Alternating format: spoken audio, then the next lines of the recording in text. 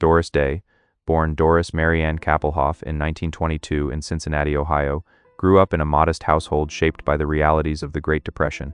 Her early life was not glamorous, but it was filled with music, discipline, and resilience.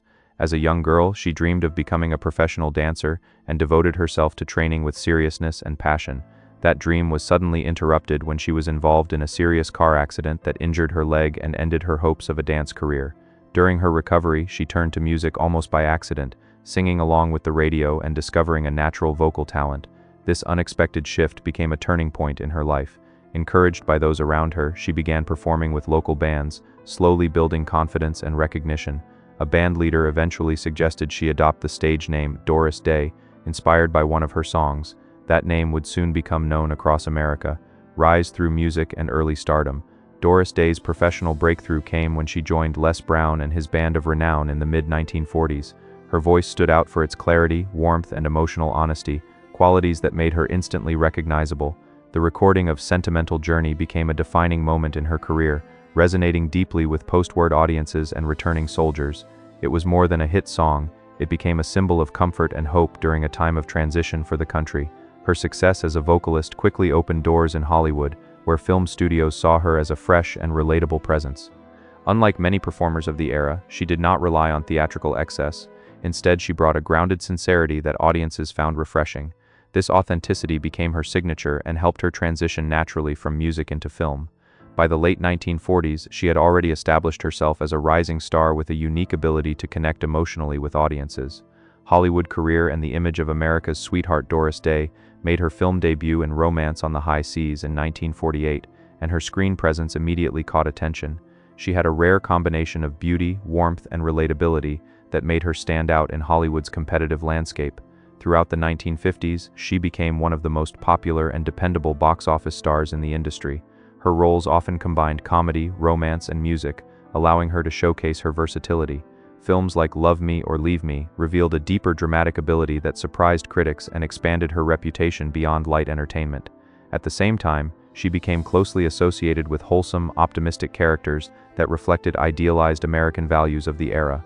While this image brought her great success, it also created limitations, as Hollywood often struggled to see her outside of that, quote, girl-next-door identity.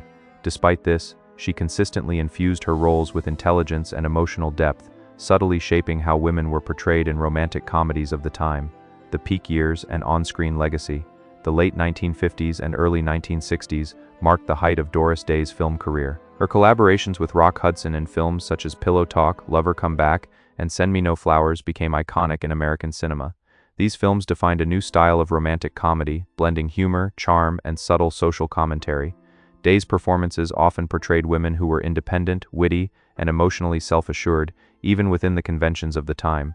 Her comedic timing was precise, and her ability to balance humor with sincerity made her performances timeless. At the same time, her musical career remained strong, with recordings that continued to perform well commercially.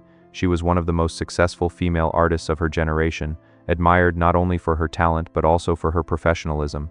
During this period, she became a cultural symbol of optimism and grace, representing an idealized version of American femininity while still subtly challenging expectations through her strong screen presence, personal life, marriage, and emotional challenges. Behind her public image, Doris Day's personal life was marked by both love and hardship. She married several times, beginning at a young age, and each relationship brought different experiences and challenges. Her first marriage to Al Jordan was difficult and ended after a period of personal struggle. She later married saxophonist George Weidler, but the relationship could not withstand the pressures of her rising fame. Her third marriage to producer Martin Melcher was the most significant, lasting many years and deeply intertwined with her professional career. During this time, Melcher helped shape her public image and produced many of her films. However, after his death, she discovered serious financial and personal complications that affected her deeply. Despite these difficulties, Doris Day remained focused on raising her son and continuing her work. Later in life, she found companionship again, though she increasingly preferred privacy. Her personal journey reflected resilience, independence, and a consistent ability to move forward even after emotional setbacks. Rock Hudson collaboration and public perception. Doris Day's on-screen partnership with Rock Hudson became one of Hollywood's most famous pairings. Their chemistry in romantic comedies created an enduring image of effortless compatibility and charm. However, like many Hollywood partnerships of the era, much of this image was carefully shaped by studio marketing. In later years, Day reflected on the fact that audiences often assumed a real-life romance existed between them, when in reality their relationship was professional and grounded in mutual respect for their craft. When Rock Hudson's private life became public knowledge decades later, it added complexity to how their films were viewed historically. Day expressed understanding and compassion for Hudson as a person, while also acknowledging the emotional realities of working within a studio system that carefully controlled public narratives. Her reflections were less about conflict and more about the pressures of Hollywood image-making, where actors often had little control over how their personal and professional lives were presented to the public. Later years, advocacy and personal philosophy. In her later life, Doris Day stepped away from Hollywood and focused on a quieter existence centered on animal welfare and philanthropy. She founded the Doris Day Animal Foundation, dedicating much of her time and resources to the protection and care of animals. This work became one of the most meaningful parts of her life, reflecting her deep compassion and sense of responsibility. She chose to live privately in Carmel Valley, California, away from public attention, and declined many traditional Hollywood honors and ceremonies. Her philosophy of life emphasized simplicity, kindness, and honesty. She often spoke about the importance of living authentically rather than being defined by fame. Even as she aged, she remained connected to her legacy through her films and music, which continued to reach new generations. Her later years reflected a shift from public stardom to personal fulfillment, shaped by service, reflection, and a desire to contribute quietly but meaningfully. Legacy and lasting cultural impact. Doris Day passed away in 2019 at the age of 97, leaving behind a remarkable legacy in music, film, and cultural history. Her influence extends far beyond her individual performances. She helped define the modern romantic comedy, set new standards for female leads in Hollywood, and created a musical catalog that remains widely admired. Her voice and screen presence continue to evoke a sense of warmth and nostalgia, connecting audiences across generations. While her public image was often associated with optimism and simplicity, her real legacy is more complex, shaped by resilience, professionalism, and personal strength.